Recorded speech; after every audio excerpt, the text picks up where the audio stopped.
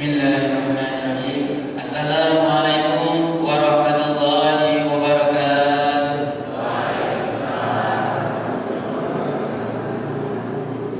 Alhamdulillahirabbil alamin wa bihi nasta'inu ala umuri dunya waddin wassalatu wassalamu ala asrofil anbiya'i wal mursalin nabiyyina Muhammadin wa ala alihi wa ashabihi ajma'in. Amma ba'd. Bapak Ibu jamaah pengajian pagi, insyaallah dirahmati Allah Subhanahu wa taala. Pertama-tama dan yang paling utama, marilah kita panjatkan puja dan puji syukur kita atas kehadirat Allah Subhanahu wa taala, atas limpahan nikmatnya yang diberikan kepada kita. Tak lupa selawat serta salam marilah kita haturkan kepada junjungan kita Nabi Agung Nabi besar Muhammad sallallahu alaihi wasallam. Semoga kita salam umatnya mendapatkan syafaatnya di yaumul akhir kelak. Amin. Bapak Ibu jamaah pengajian, sebelum pengajian kita mulai, marilah kita tadarus pagi terlebih dahulu. Urutannya, yang pertama membaca ta'awudz, yang kedua membaca basmalah, dan yang terakhir membaca Quran surat Al-Baqarah ayat 137 sampai 139. Bagi Bapak Ibu yang membawa mushaf Al-Quran atau memiliki aplikasi Al-Quran, bisa dibuka terlebih dahulu.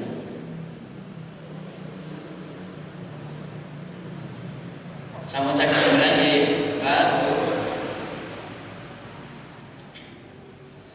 A'udzu billahi minasy syaithanir rajim.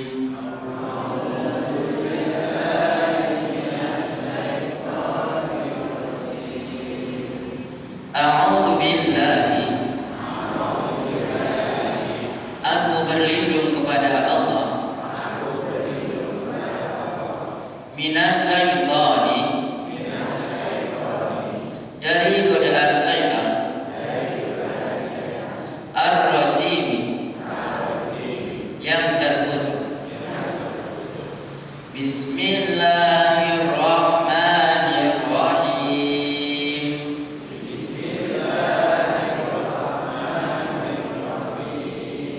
Bismillah, dengan menyebut nama Allah. Ar-Rahmani, yang maha pengasih. Ar-Rahimi, lagi maha penyayang. Fa'in amanu,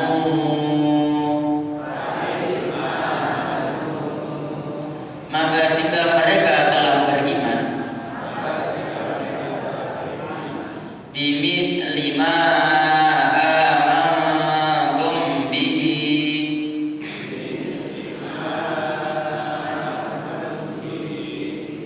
sebagaimana yang kamu imani, faqad ihtadaw, sungguh mereka telah mendapat petunjuk. Wa in tawallau, tetapi jika mereka berbalik,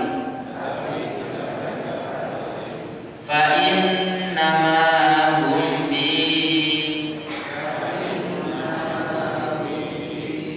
sesungguhnya mereka fi siqaq, berada dalam permusuhan denganmu. Fasayakfikuhumullahu,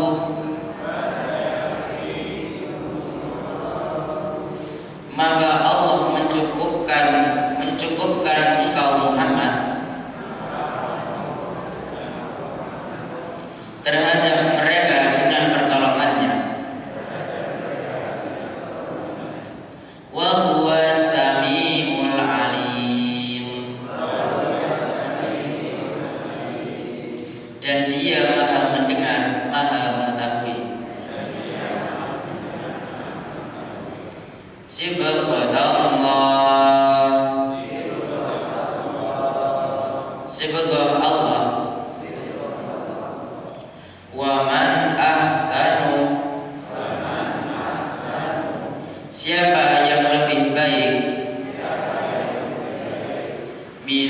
minallahi sibghah. Sibghahnya daripada Allah. Wa nahnu lahu,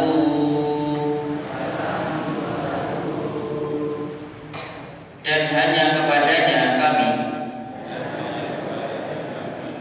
abidun, menyembah. Qul atuhajjunana,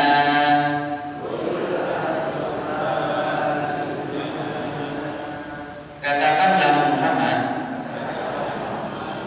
apakah kamu hendak berdebat dengan kami fillahi, tentang Allah, wa huwa rabbuna,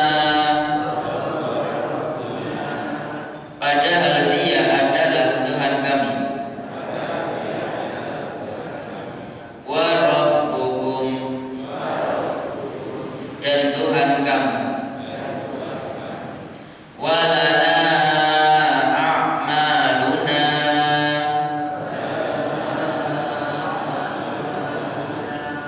bagi kami amalan kami,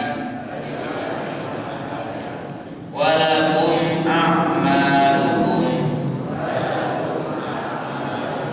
dan bagi kamu amalan kamu, wa nahnu lahu, dan hanya kepadanya kami mukhlisun, tulus mengabdikan diri. Sadaqallahul azim. Allahumma rahmna bil Qur'an. Wassalamualaikum warahmatullahi wabarakatuh.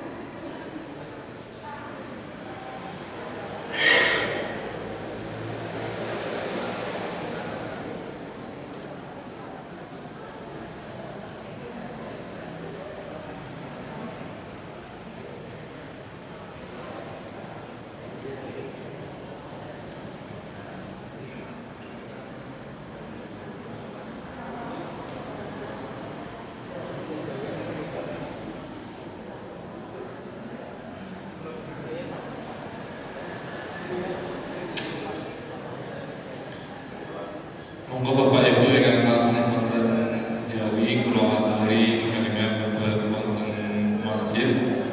Sof-sof ingkang ajeng kula suwun dipun jangkepi rumiyin sallallahu pengawasan ingkang punika badhe kita wiwiti.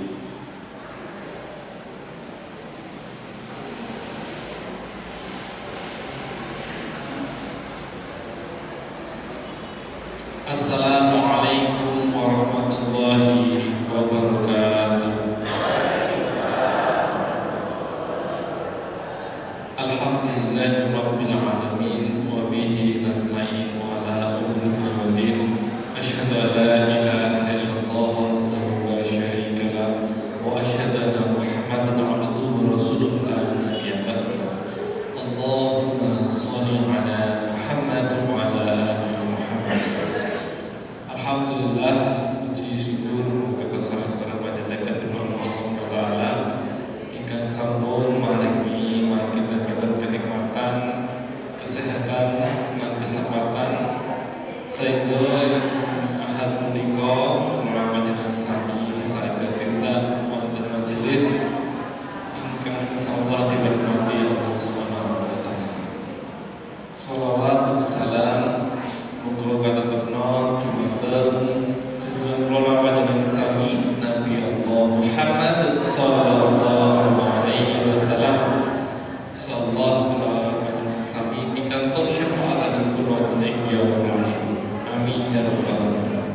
Bapak Ibu jamaah pengawasan hati yang dimulai Allah, monggo sareng-sareng kita pikir pengawasan ijazah menika kanthi wawasan basmalah berjamaah Bismillahirrahmanirrahim.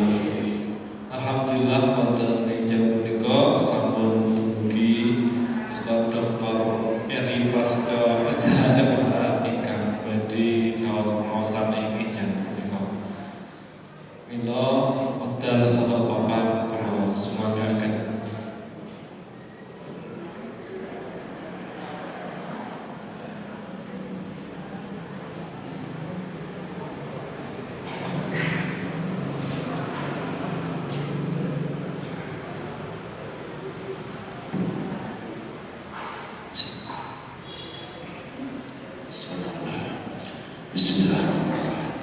Assalamualaikum warahmatullahi wabarakatuh.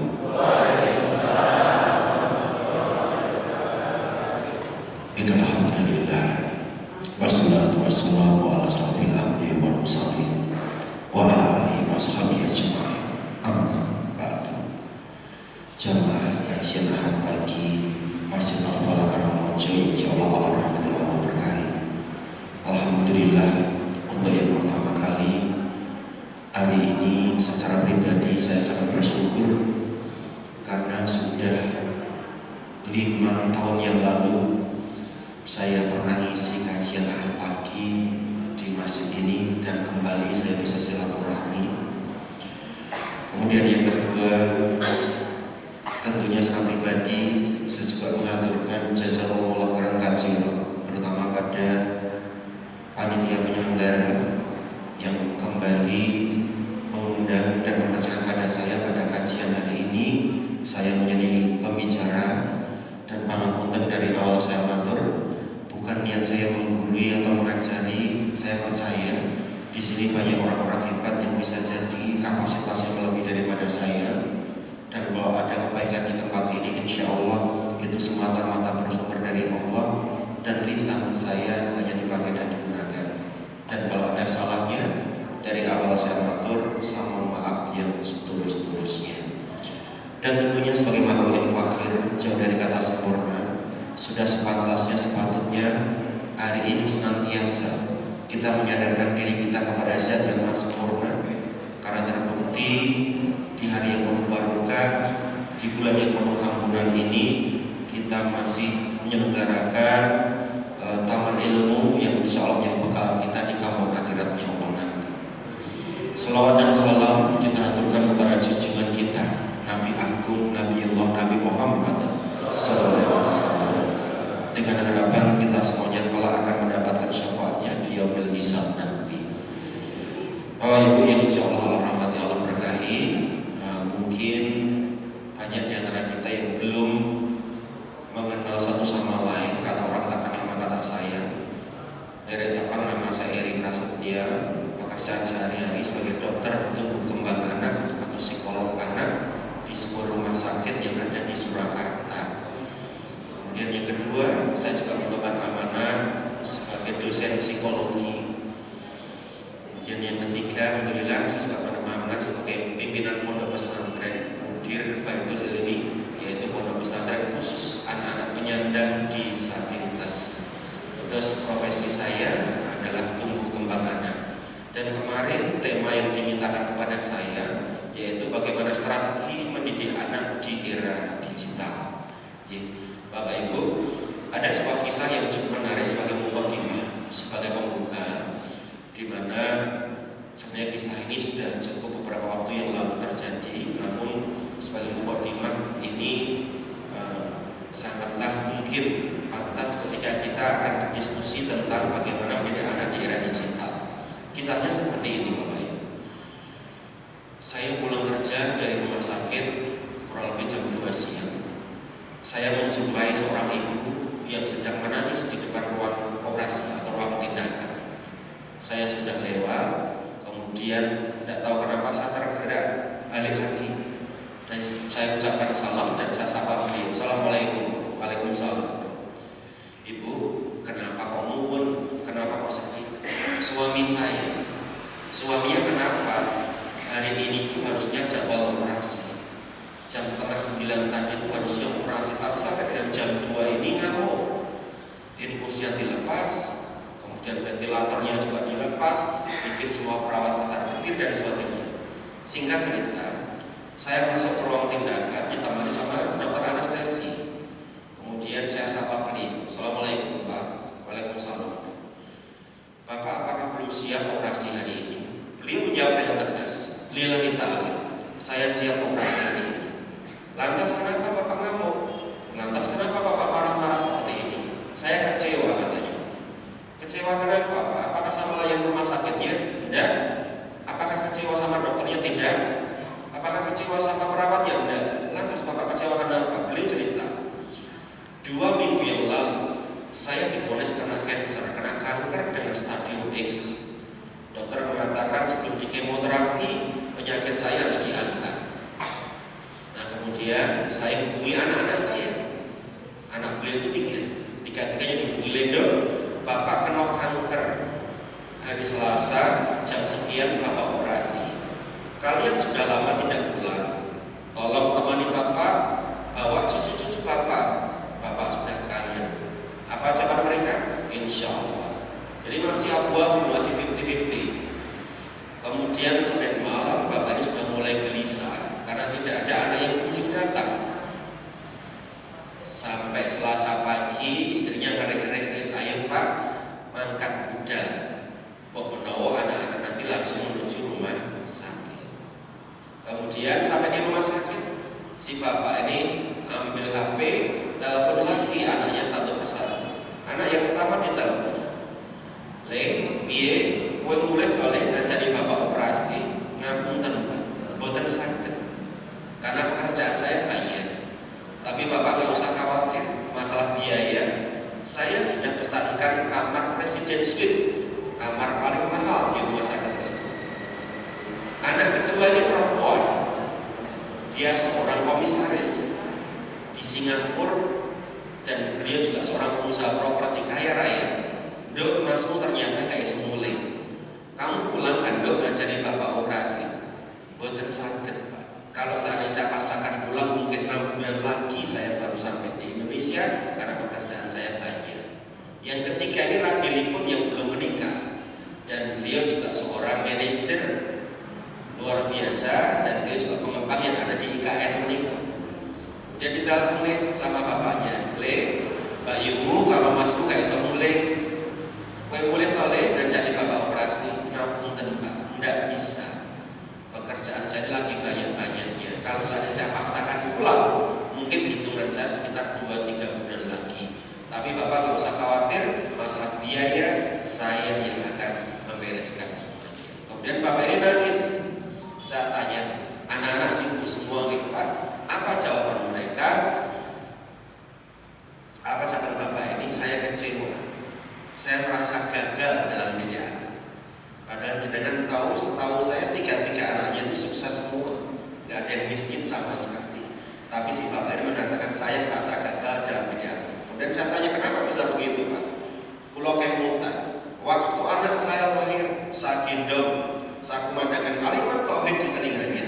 Harapan saya, Lendo, jadilah anak yang sore-soria, kelak dikodur mencerutu ramemu. Tapi hari ini, ketika saya berkalam dengan maut, tidak ada satu anak pun yang ada di samping saya." Dan kejadian ini kerap saya lihat di rumah sakit. Ada ibu yang ada di ruang perawatan, beliau itu tidur sendiri sementara beliau sudah tidak ada suami. Kemarin ada kejadian, ya, jadi seorang ibu itu basah karena memang hujan deras. Saya tidak mau masuk rumah sakit, tapi saya sapa beliau, "Ibu, kenapa kok kayak orang kebingungan?" "Ini loh Pak, saya itu dapat rujukan dari Vaskes 1, dari dokter yang ada di puskesmas. Kemudian saya harus mendapatkan rujukan ke dokter poli ini. Lah kenapa kok Ibu kembali?" "Soalnya tadi perawatnya bilang saya harus daftar pakai JKN mobile. Sementara saya itu tidak punya HP dan tidak paham HP. Ibu sama siapa?" "Saya sendiri Pak." Bapak Ibu, lihat di rumah sakit ini, mungkin di balik kokohnya tembok rumah sakit, banyak harapan-harapan seorang ibu dan bapak di tengah beliau itu dalam deraan penyakit, dalam deraan ujian yang luar biasa. Dan yang paling parah lagi Pak, seminggu ini aja untuk pembelajaran, saya takziah, saya melayat karib saya, sahabat saya meninggal karena kecelakaan. Anak yang dulu sering diantar sekolah, dijemput, diantarkan TPA, tapi waktu bapaknya sudah berkalam dengan tanah dan dimakamkan, anaknya baru datang. Sekedar menyolatkan jenazah orang tuanya saja tidak sanggup. Dan fenomena ini bakal kita lihat banyak sekali kejadian di tengah-tengah masyarakat. Kemudian sore hari itu Pak, saya membuka hadis, nggak tahu kenapa hati bimbang, hati yang galau, nggak tahu juga menemukan sebuah hadis yang ternyata persis sama dengan kejadian yang terjadi siang ini. Saya buka hadis riwayat Ibnu Majah, hadis riwayat Bukhari Muslim sebagai pelengkapnya. Ada sebuah kisah yang sangat familiar, mungkin sering kita dengar. Kisahnya seperti ini. Saat itu Rasulullah bertanya kepada para sahabat, "Wahai para sahabat, tahukah kalian yang disebut dengan mandul?" Para sahabat menjawab, "Ya Rasulullah, bukankah mandul itu orang tua yang tidak punya anak?" Apa jawaban Rasulullah? "Bukan para sahabat." Lantas mandul itu apa ya Rasulullah? Dengarkan, mandul itu adalah orang tua yang memiliki anak, namun orang tua tersebut tidak mampu menjadikan anaknya soleh-solehah, dan orang tua tersebut tidak mampu menjadikan anaknya untuk bermanfaat bagi agama Allah. Masya Allah, saya baru tahu Bapak Ibu, ternyata mandul kata Rasulullah itu bukan perkara orang tua yang tidak punya anak, tapi perkaranya orang tua yang memiliki anak, namun ternyata orang tua tersebut tidak mampu menjadikan anaknya soleh-solehah, dan anak tersebut tidak bermanfaat bagi agama Allah. Ini yang pertama. Yang kedua, ayat ini yang membuat saya nangis. Kenapa? Ternyata tidak semua doa anak itu mustajab doanya di hadapan Allah, kecuali hati anak itu bagaimana? Waladun solihun. Ingat, hanya 3 perkara yang menyelamatkan Adam, anak Adam dari siksa kubur dan siksa api neraka. Salah satunya doa anak yang solih-solihah. Nah, untuk bilang minta, misalnya hari ini kita kabundut menghadap Allah SWT, namun sementara kita meninggalkan anak yang ahli maksiat, sholat tidak mau, sama orang tuanya berani, gawe ngapusi wong tuane. Misalkan hari ini kita dipundhut menghadap Allah SWT, yang dia nangis melepas jenazah kita dan mendoakan kita, ternyata doanya tidak pernah bisa menjadi syafaat bagi kita orang tua karena hatinya kotor. Ibarat sinar matahari terhalang oleh awan, maka sinar matahari akan tembus sampai ke bumi. Jadi saya tidak pernah gibah, saya tidak pernah iri. Putranya dengan suatu saat mau jadi apa saja silakan, tapi saya lebih iri. Keluarga ini sederhana, tapi ternyata mampu membangun karakter anaknya soleh-solehah yang kelak doanya sampai ke arasnya Allah, kemudian menjadi syafaat bagi orang tuanya. Dan saat ini Bapak Ibu, pendidikan karakter pada anak ini banyak yang kandas di tengah jalan karena orientasinya masih banyak urusan dunia yang dikedepankan. Maka kalau saya boleh gambarkan pola pendidikan karakter di rumah saat ini, kalau saya ibaratkan seperti ini, mudah-mudahan saya punya benda. Orang tua itu ibaratnya benda, anak itu bayangannya. Jangan pernah menuntut bayangannya lurus sementara bendanya bengkok. Mari kita lihat, banyak orang tua yang gawe anaknya sholat, ning wong tua ada lagi sholat. Banyak orang tua yang gawe anaknya duwe unggah-ungguh, adab yang baik, atau orang sing apik, ning bapaknya tukang misuh. Banyak orang tua yang mengendaki anaknya mungkin tidak mainan HP, atau mungkin anaknya itu tidak kecanduan HP, tapi sementaranya orang tua rajin bikin status banyak. Jadi kalau saya ilustrasikan saat ini, mungkin yang harus kita evaluasi adalah bendanya. Kalau bendanya lurus, insya Allah bayangannya lurus. Jangan pernah meminta bayangannya lurus sementara bendanya bengkok. Nah, mari kita pelajari bersama-sama kenapa saat ini banyak benda yang bengkok yang tidak bisa memberikan hal yang terbaik buat anak. Kita kaji terlebih dahulu bagaimana persiapan pernikahan kita. Dan saya akan menggunakan sebuah rujukan yaitu kitab Sifaul Alil Masailul Qodal wa Qodal Imam Ibnu Qayyim radhiyallahu anhu sebagai rujukan parenting Islami. Bapak Ibu yang insyaallah rahmati Allah berkahi, Islam tidak mengenal pacaran. Kita kilas balik sejenak bagaimana kita dulu sebelum mau menikah. Ya. Taruh, dan saya sendiri baru ngerti orang taruh itu ada doanya. Saya pernah baca dalam sebuah hadis. Ya, hadis riwayat Ibnu Majah. Kurang lebih doanya seperti ini kalau saya terjemahkan dalam bahasa Indonesia. Ya Rabbana, ya Tuhan, kalau memang dia jodohku tolong dekatkan padaku, dan kalau bukan jodohku tolong jauhkan, berikanlah aku tanda-tandanya. Saya garis bawahi tentang tanda-tanda. Tanda-tanda itu kalau orang Jawa bilang sasmito. Dan mari belajar tanda-tanda karena alam pun banyak mengajarkan tanda-tanda pada diri kita. Contoh, kita keluar dari rumah, lihat langit gelap, langit mendung. Siap ngastono Bapak Ibu? Ayo, jas hujan karena sasmitonya gelap, mau turun hujan. Berarti kita bisa baca sasmito. Kemudian umpamanya tenggorokan kita kering, tanda apa itu? Haus, atau bisa jadi radang tenggorokan. Badan kita panas atau demam, tanda apa itu?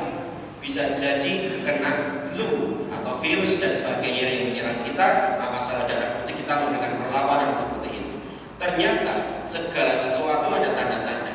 Coba misalnya ibu punya suami ngecas HP ditunggoni, kemudian sok dolanan HP dhewe, dijile HP ora itu tanda. Kita harus paham membaca tanda-tanda. Segala sesuatu ada tanda-tanda. Dan tanda-tanda atau sasmito itu oleh-oleh ketika kita ini dekat sama sang kali. Nah, pikirannya kemerungsung, tidak pernah bisa baca tanda-tanda. Maka mari tanda-tanda ini kita masukkan dalam persiapan pernikahan. Contoh, ada laki-laki sama perempuan, mereka berkomitmen mau menikah. Qadarullah, ternyata si laki-laki ini selingkuh. Kemudian yang perempuan bilang, mas cukup terang kene wae, rasa dilanjuti hubungan kita. Kemudian yang laki-laki bilang, dek, sepurane aku hilang, aku minta maaf, tolong dimaafkan. Ternyata yang perempuan ini kasih kesempatan dimaafkan, dan mereka berkomitmen mau menikah kembali. Qadarullah, si laki-laki ini selingkuh kembali. Maaf ya, ini kalau dilanjutkan ke pernikahan, sebenarnya tanda-tanda ini sudah dikasih lihat di depan oleh Allah. Kalau dalam Islam, laki-laki yang baik itu akan ketemu sama perempuan yang baik, dan perempuan yang baik akan ketemu sama laki-laki yang baik. Lihat saat taruh ringan tangan, singkre, itu kalau dilanjutkan ke pernikahan tanda. Saat pacaran, saat taruh, ternyata omongannya gede atau sombong.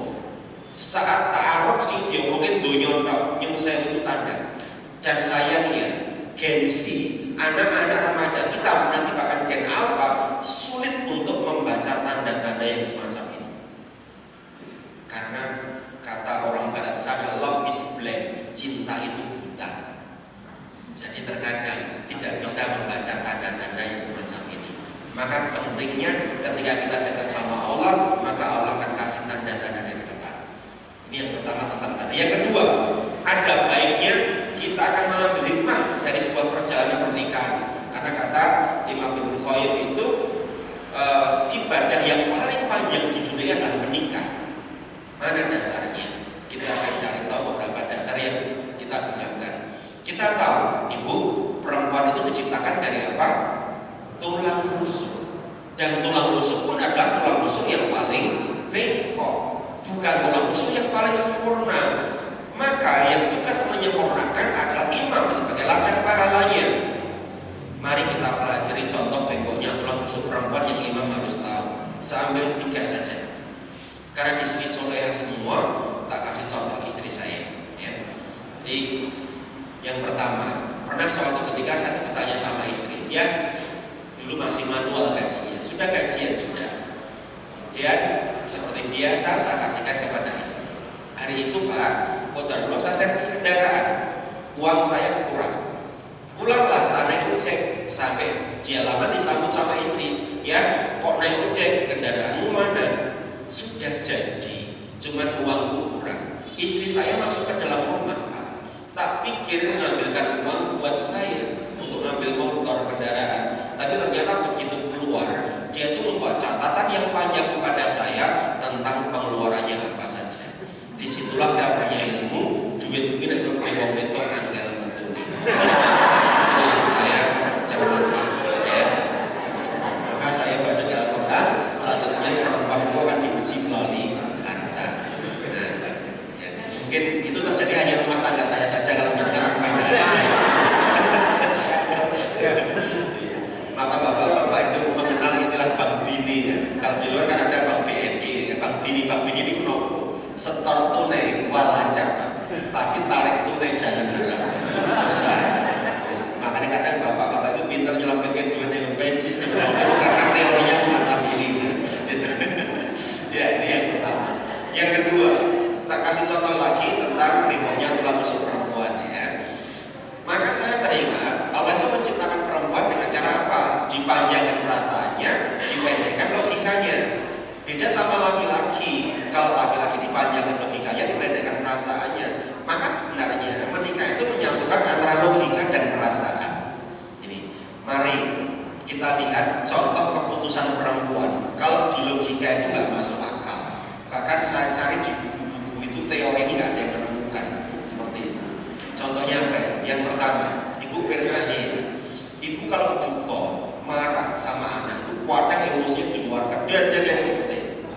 Tapi anehnya, ibu tidak pernah ikhlas jika anaknya duna-dunaki wong, termasuk garwane dhewe. Iya. Padahal saya tahu eneng anak ini mergo lenang ning kenapa tidak punya hak yang sama. Wes masuk rasa melu-melu tak urusane dhewe. Seperti itu. Inilah laki-laki, maka kalau sama kaum laki-laki ini kadang saya itu terus berdoa karena apa? Bapak Ibu 25 tahun saya jadi dokter itu belum pernah menemukan rumah sakit di Indonesia khusus bapak. Kalau rumah sakit khusus anak ada, khusus ibu ada. Jika rumah sakit khusus bapak tidak ada, maka bapak-bapak itu sehat selalu, Pak. Sehat terus. Itulah yang terjadi. Ya, baik. Kemudian yang kedua, kalau tadi yang negatif ya, sekarang yang positif. Pernah Bapak Ibu, saya tuh piket malam ini jam 2, saya tuh keliling dari bangsal-bangsal kayak gitu. Saya menemukan seorang ibu yang sedang gendong anak, saya sapa, Ibu, kenapa kok nggak bobo anaknya, kok nggak ditidurkan? Kalau saya tidurkan pasti rebel. Ini, soalnya baru tadi diinfus. Ini kadang ganti gendong kan, tidak ada. Kalau diganti sama suami saya, pasti dia nangis. Kalau digantikan sama anak saya, perempuan pun nangis, harus sama saya terus. Nah kemudian besok pagi jam 8 saya pulang, ya saya turun jaga. Nah kemudian ternyata saya mendapati ibu ini di halaman parkir masih hitung anak dengan cara yang sama. Itu kalau saya logika ya, semalam ibu ini nggak sare, duduk saja nggak sempat. Kalau stamina beliau itu nggak bagus, beliau jatuh sakit ini boten. Neng terus mau neneng anak itu lebih logika yang ada. Itulah seorang ibu rela melakukan apa saja untuk anak. Gitu. Kemudian yang ketiga, saya kasih lagi contoh bengkoknya tulang rusuk perempuan ya. Kemudian pernah ini terjadi pada diri saya. Nggak tahu kenapa. Jangan dipikir kalau seorang tenaga medis itu semua rendah juga Bapak ya. Kulo ini pernah dinengke kalian bujuk tolong dino tolong bumi. Ya. Dan parahnya saya tidak pernah tahu kesalahan saya apa Pak. Ini kulo agar kepedok ngadol melengos, cedok melengos. Sampai satu kesempatan kulo ini bingung karena ngomong-ngomong dhewe kan. Itu mas nyobain dhewe semuanya dhewe tak tunggu ki wis Bu, lungguh kene. Ya aku tak ngomong. Nek ngomong apa ya? Tulung ya oke. Sepurane aku salah, aku njaluk ngapura. Jenengan tahu enggak apa kata istri saya? Ngerti ra salahmu? Ora. Jadi saya meminta maaf untuk sesuatu yang saya tidak ketahui. Jadi salahku apa bener. Itu perkara gara-gara saya itu ngantar anak potong, anak njaluke potong itu enggak tahu modele apa, ora beneran betulnya disalahke anak lah, Pak. Aku disalahke mengaku terkenal seperti itu. Lah ini perkesalahan gara-gara anak njaluk potong sing seperti itu kan. Aku sing dinengke. Maka wae kaum perempuan, nek jenengan itu boten berat tolong ngendikan. Mesake wong lanang. Kadang wong lanang nek ngopi apa ning ngarepan itu pikirannya banter itu. Sebanter mikir kebahagiaannya dengan. Maka pesan saya ya, kalau menjadi itu ada garwo sampai jam 12 jam 1 malam belum bisa sare dan dengan jawel mundai, Mas tenang aja, ada aku di samping. Ya, itu mari kita simpulkan ya, suami yang hebat itu seperti apa? Tadi kan paham tentang fikihnya ulama seperti. Maka kata Imam Ibnu Qayyim, suami yang hebat itu bukan suami yang gagah, bukan yang ganteng, bukan pandai bicara, enggak, itu hanya bonus doir katanya. Ya, nah suami yang hebat kata Imam Ibnu Qayyim itu apa? Suami yang hebat yang pertama, dia harus rela mengikhlaskan lelahnya untuk diubah menjadi lilahnya. Capek Pak, percaya saya. Karena laki-laki itu diciptakan dengan bahu yang lebih kuat daripada perempuan. Maka laki-laki tidak boleh mengeluh, laki-laki tidak boleh menangis seperti itu. Maka laki-laki harus kuat. Saya percaya terkadang kecerdasan emosional yang belum terjaga ini seperti ini. Pulang kerja merasa terkadang sok esok boleh duit, kadang semia-mia. Nggak gawe iki, anak dimarahin dan sebagainya. Allah Maha menatap, Maha melihat. Jiramun Allah baca pikiran manusia. Kowe iki lagi tak paringan rezeki sithik. Kowe sak piyak-piyak karo anak bojo ndak ingin bukan kowe. Sombong kamu. Kamu bisa selingkuh dengan istri. Sehingga secara psikologi kalau saya ambil kesimpulan, laki-laki atau siapapun kalau mau dikayakan sama Allah itu ternyata harus menyiapkan wadahnya. Itu. Contoh misalnya hari ini kita punya rezeki 100. Kemudian besok punya 150. Kadang lifestyle gaya hidup kita beda. Kemudian bikin foto-foto story makanan nikmat mana yang mau dustakan dan sebagainya seperti itu. Allah paling ngerti itu nggak bisa dibohongin dengan itu. Kau kira kita paling duit tambah sih kayak syukur kau seperti itu. Jadi konsep kalau mau dikayakan sama Allah itu wadahnya. Nih, jadi orang yang kaya sesungguhnya itu bukan seberapa banyak yang kita miliki, tapi seberapa ikhlas kita memberi. Meskipun kita ini miskin harta, tidak punya apa-apa, tapi tetangga kita keseripan, kita tolong pakai tenaga, kita doakan sahabat kita, tetangga kita, insya Allah di hadapan Allah kita orang-orang kaya. Meskipun wong sugih apapun duit, tapi dia kikir, dia pelit, di hadapan Allah orang itu miskin. Jadi kaya dan miskin itu bukan terletak dari yang kita miliki, tapi terletak keikhlasan kita berbuat sesuatu sehingga membuat Allah tersenyum atas segala perbuatan kita. Sehingga kalau kita salah meletakkan kebahagiaan, semuanya akan fatal. Ini yang pertama. Jadi kata Imam Ibnu Qayyim, suami yang hebat itu yang mengikhlaskan lelahnya menjadi lillah. Kemudian yang kedua, kata Imam Ibnu Qayyim, disunahkan bagi laki-laki selesai ijab qabul apa? Sholat 2 rakaat. Dasarnya di mana? Al-Qur'an 74. Rabbana hablana min awahibna wa dzurriyyatina qurrata a'yun waj'alna lil muttaqina imama. Ya Rabbana, anugerahkanlah padaku pasangan ini dan anak turunku nanti sebagai qurrata a'yun. Apa itu? Penyejuk hatiku, dan jadikan aku menjadi imam atas orang-orang yang takwa. Pertanyaan saya, kalau rumah tangga kita nggak ada qurrata a'yun, nggak sejuk, nggak damai, kira-kira berpengaruh nggak untuk tumbuh kembang anak kita, Bapak Ibu? Pengaruh. Saya kasih kisah nyata terus story.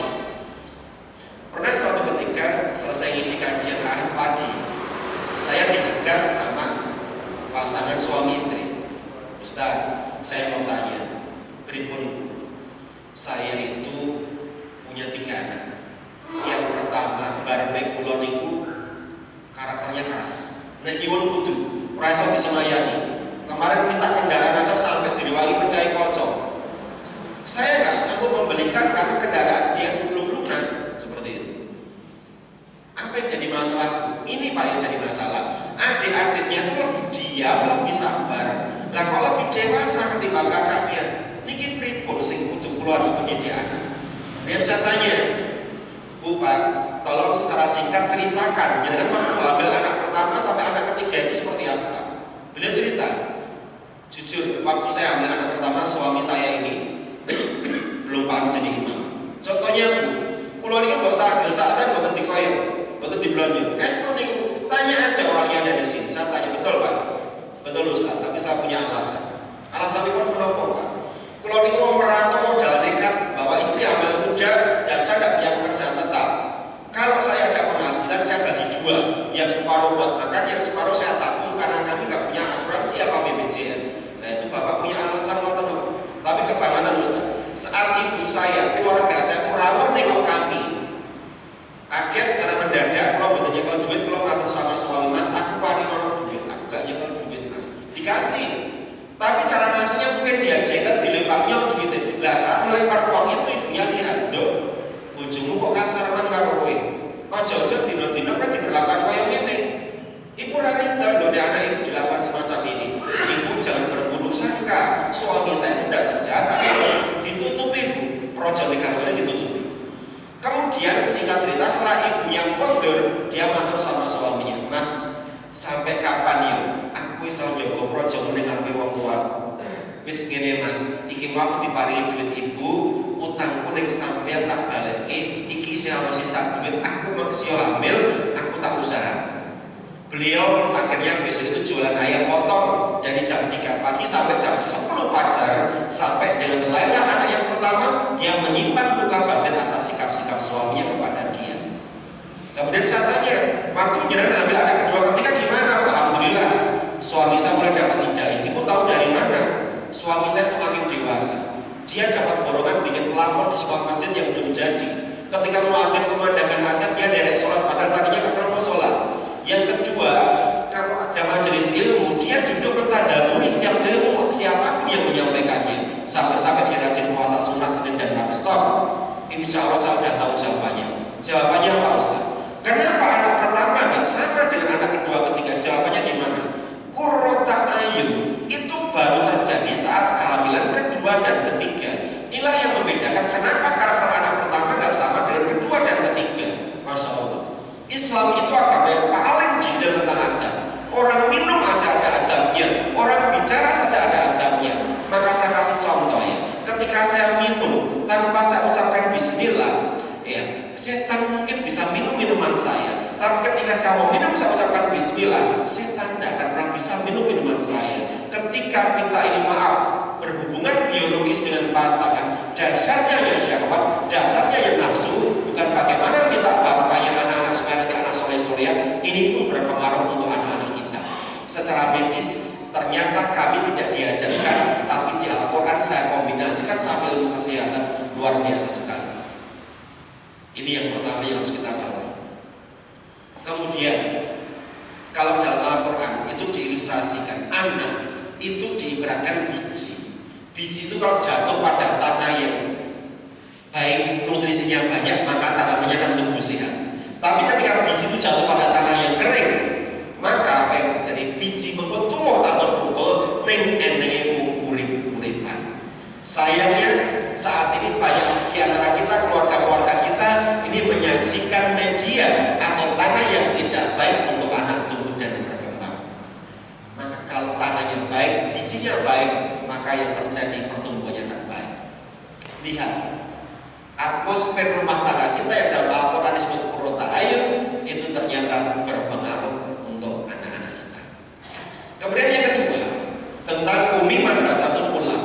Ya, ini konsep ini luar biasa sekali.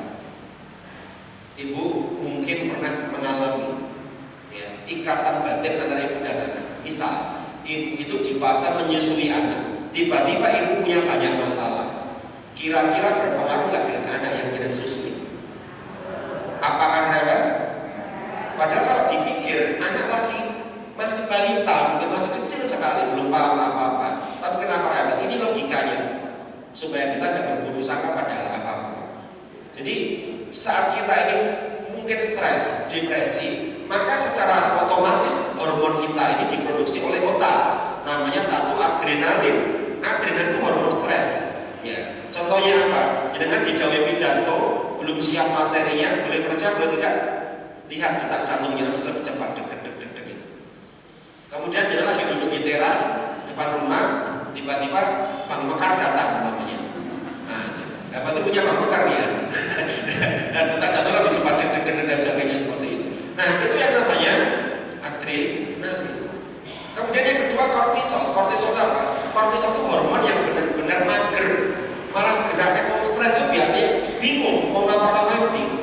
Dan jenengan tahu ketika kortisol ketemu sama adrenalin jadinya apa? Asam klorida. Lambung kita ini ada asam kloridanya sebanyak 1700 cc. Ini. Nah kemudian ketika asam klorida banyak diproduksi karena stresnya kita, apa yang terjadi? Reflux. Nek refluxnya yang paru-paru sesek. Nek refluxnya yang jantung namanya psikosefenia, anxiety, psikosomatis. Kalau orang melakukannya ke otak, nanti jadi liar meskipun tensinya normal. Lantas hubungannya apa dengan produksi air susu ibu? Maka produksi air susu ibu itu terganggu. Saat dia mau keluar itu nggak enak rasanya, maka anak jadi rewel. Itulah yang terjadi.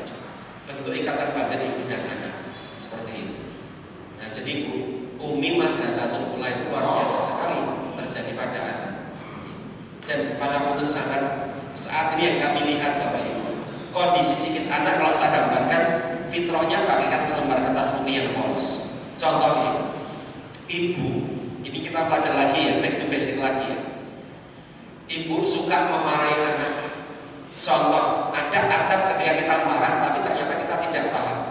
Satu, memarahi anak ketika mau berangkat sekolah. Tak hebatnya dulu ya. Ibu tadi sebelum berangkat kajian sudah bertengkar sama suami.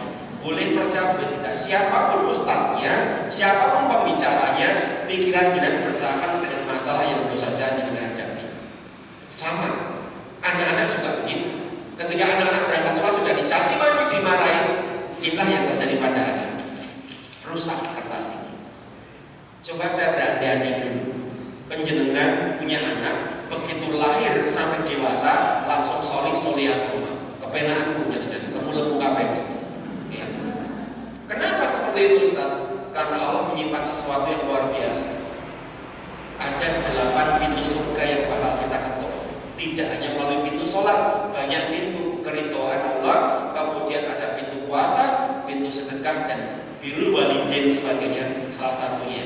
Bahkan ulama itu ketika ibu kagungan suami ahli maksiat, tapi ibu bekti sangat garwa sampai malaikat maut menjemput jenengan berat menutup satu pintu surga yang namanya pintu kesabaran. Jadi inilah pahala kesabaran. Bapak begitu nikah istrinya langsung solihah. Ibu begitu punya suami langsung solih. Kepenaan kita gak akan paham ilmu itu dari mana tentang pahala kesabaran. Inilah yang harus kita pahami. Nah, kalau itu terjadi, maka inilah yang terjadi pada anak. Dan yang kedua, contoh, rumah tangga itu gak ada kurota ayu, gak ada dimensi yang sejuk. Tiap hari bertengkar terus. Bahkan sampai gengsi. Anak-anak kita yang gengsi itu sampai mengatakan begini, tidak semua rumah itu layak untuk kami pulang. Karena apa? Tidak menjanjikan baiti jannati, tidak menjadikan surga untuk tempat tinggal mereka karena adanya pertengkaran di antara mereka kedua orang tuanya. Jika itu ada, maka kertas itu bakal seperti ini. Dan yang paling parah Bapak Ibu, apa itu? Broken home. Bahkan para generasi yang sudah menikah sekarang ini menganggap pernikahan itu seperti orang taruh, seperti orang pacaran. Bahkan ketika berantem, mereka berani mengatakan talak, cerai. Dan saya lihat sekarang tingginya angka perceraian itu sebenarnya banyak ditengarai oleh angkatan-angkatan gengsi yang belum siap menikah.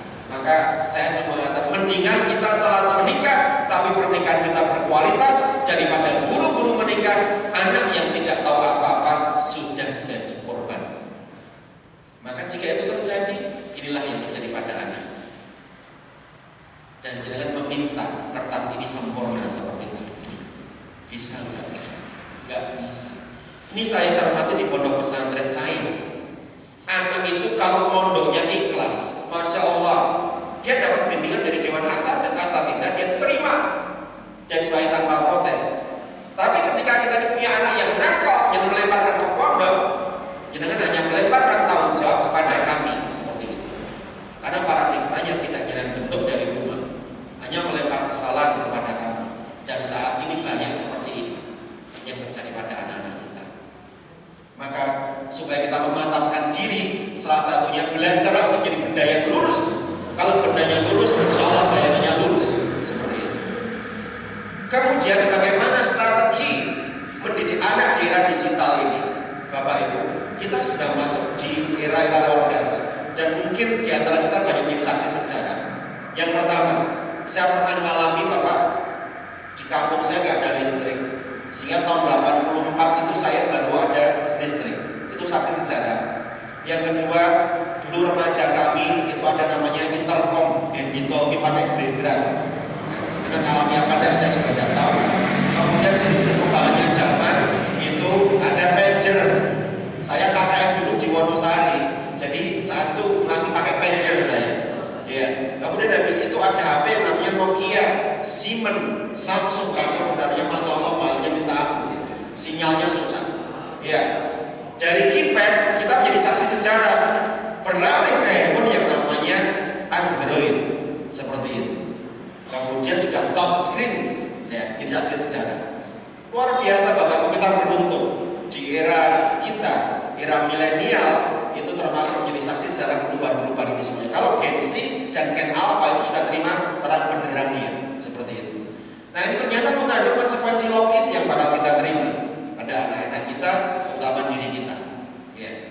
Hampir semua orang itu punya HP, dan HP itu bukan barang mewah lagi rata-rata. Cuma tergantung kita bicara di merek ini. Nah, kenapa HP itu terkadang, kalau HP itu saya ibaratkan begini, HP itu ibaratnya gunting. Gunting itu benda tajam. Meskipun gunting itu benda tajam, tapi kalau ketemu sama orang yang paham gunanya gunting apa, insya Allah ada manfaatnya. Tapi ketika gunting itu ketemu sama orang yang tidak paham gunting, pasti ada resikonya. Kita ambil contoh, gunting ketemu sama tukang potong rambut, dia punya penghasilan dari gunting. Sama seperti handphone, kalau kita bisa taklukkan, kita bisa jualan online, bisa jadi afiliator dan sebagainya. Tapi bisa nggak gunting itu digunakan urusan jahat? Bisa. Apakah yang salah guntingnya? Bukan. Yang salah apa? Orangnya. Sama seperti HP. Nah, pertama tentang amanah dan kembali ke adab fitrahnya, kembalikan lagi. Bapak Ibu, saya ambil contoh tentang adab menggunakan media sosial, termasuk kita pegang HP dulu. Pernah nggak Bapak Ibu pirsa nih, suatu saat ada kajian seperti ini, entah mungkin di masyarakat ada Pak Lurah lagi pidato, Pak RT lagi pidato, terus kemudian ada orang ditelepon di tengah-tengah majelis itu, dan orang itu angkat telepon di tengah-tengah majelis. Pernah lihat yang semacam itu? Ya, menurut dengan ini sopan apa enggak? Adabnya harusnya bagaimana Bapak Ibu? Keluar angkat teleponnya, itu adabnya seperti itu. Saat ini lihat Bapak Ibu, pernah ya saya ngisi motivasi di beberapa sekolah, dan anak yang dibiarkan membawa HP, daripada mungkin dengerin orang ceramah, dia itu ternyata asik mungkin nyekrol di TikTok atau bermain game. Jangan heran, anak-anak kalau di rumah Bapak Ibu mungkin tidak repot atau apa, sementara anak tidak punya sense of responsibility, dia tidak peka, tidak peduli dengan apa yang kita lakukan. Seperti itu. Ini kenapa ya Pak fenomena ini? Lagi-lagi mari kita kembalikan kita lagi dulu. Kita teringat Bapak Ibu, zaman dulu apa yang kosong, apapun itu. Saya pernah ingat ibu saya itu kalau dadar endok, endok sinjimut diubah, terus dipotongi cili-cili, jadi cili-cili banget kayak ada peniruan potongan sampai kayak saking cilinya itu karena anaknya banyak, di pior-pior kemen jadi so ngerasain endok dadar. Dan saya tuh makan ayam Pak, itu nek boten enten wong dihajat boten mangan seperti itu ya. Ini. Nah konsep-konsep semacam ini menggapai kita, sehingga ketika kita berumah tangga, kemudian kadang dalam hati mengatakan seperti ini. Ojo sampai anakku sing rekoso. Cukup aku sing rekoso. Lihat apa yang terjadi. Kita tidak bisa membentuk mental anak ini dengan baik. Mungkin anak lagi ngewanginya, wes jono saleno, ora jikosnya aku ayo. Nah seperti itu ya. Terkadang kita yang ambil alih. Ini. Padahal dulu waktu kita SD, yon sewu sudah nyuci sendiri, gosok sendiri, semuanya mandiri seperti itu. Nah ini loh, rasa khawatir inilah yang menjadikan anak-anak terlena bukan? Nih, secara mental tidak terdidik. Coba sekarang saya mau tanya sama jenengan kalau jujur, terutama ibu yang setiap hari selalu berdampingan dengan anak. Ibu kalau membentak anak, memberikan manis, memberikan hukuman kepada anak, apakah ibu membenci anak? Tidak. Kenapa secara naluri terkadang kita lakukan? Inilah jawabannya. Ketika ibu atau bapak akan membentak anak, kemudian memberikan hukuman kepada anak, inilah kedewasaan anak yang sedang dibentuk oleh Allah. Karena apa? Allah itu paling ngerti. Di luar sana, dunia itu lebih kejam daripada kata-kata kita. Mungkin bisa jadi anak kita nanti dibully orang, mungkin anak kita bakal difitnah orang, direndahkan orang. Tapi kalau mentalnya itu kita bentuk kuat dari rumah, maka dia akan menjadi orang yang hebat ketika menyelesaikan masalah.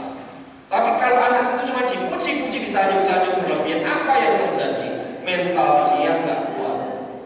Jadi tidak selamanya bahasa cinta itu harus dikatakan dengan kata-kata sayang. Coba kalau nggak percaya, kita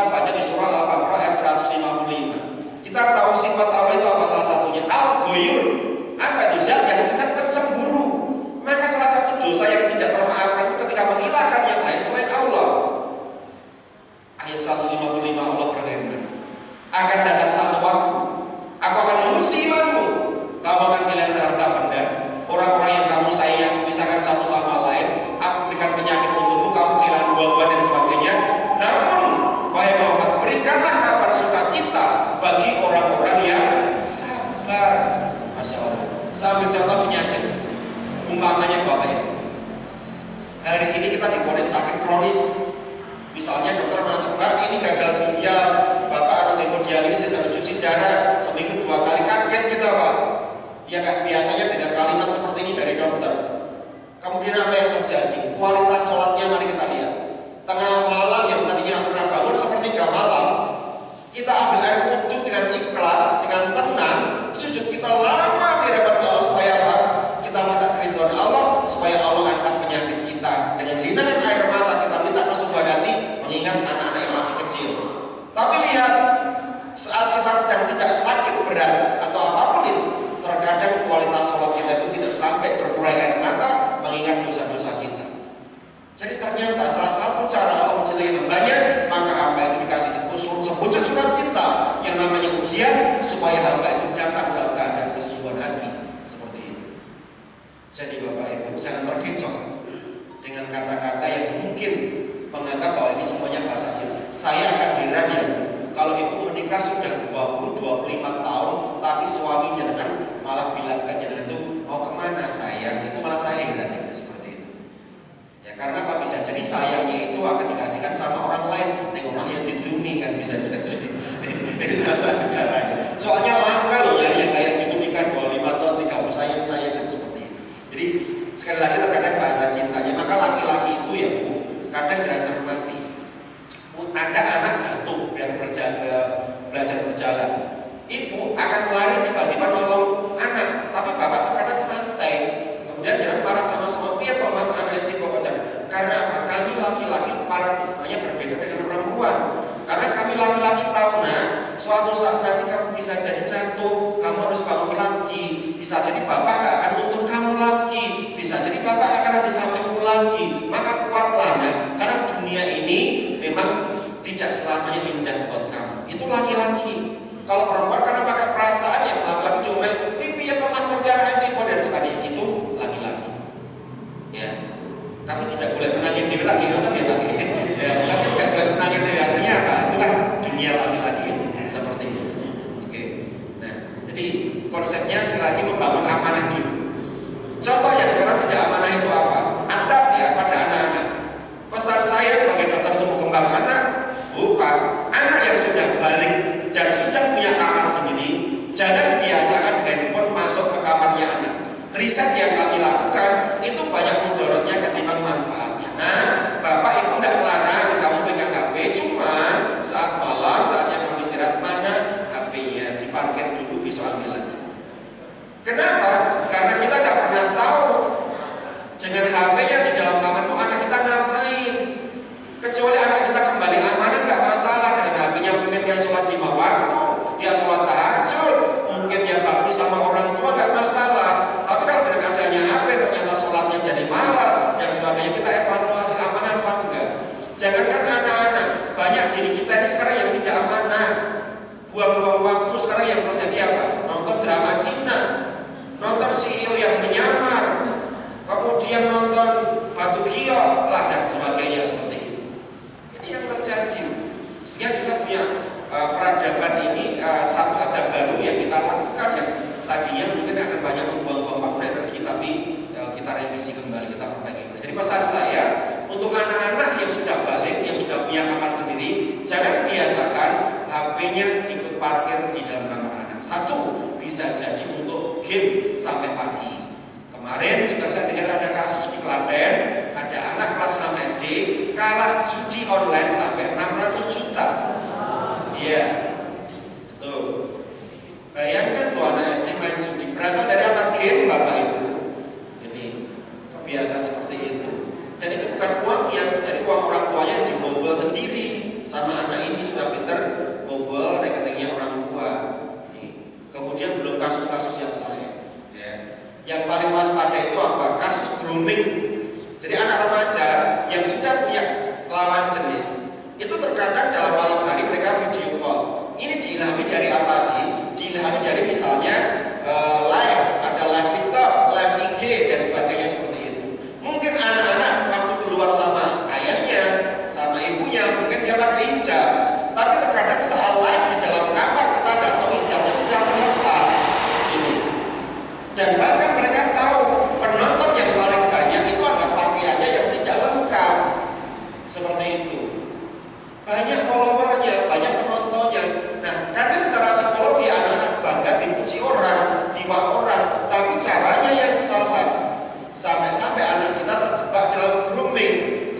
apa? Jadi ada seseorang yang menghubungi anak kita, profilnya itu profil editan. Contoh apa? ChatGPT atau AI.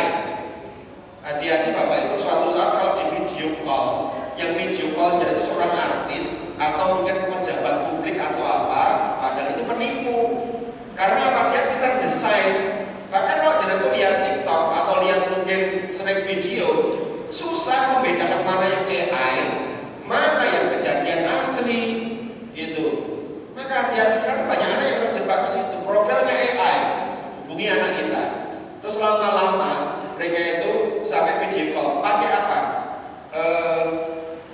Apa namanya ya? Kalau wajahnya ditirus, wajahnya di ini apa ya? Pokoknya ada aplikasi mempercantik, menggantikan diri kan seperti itu.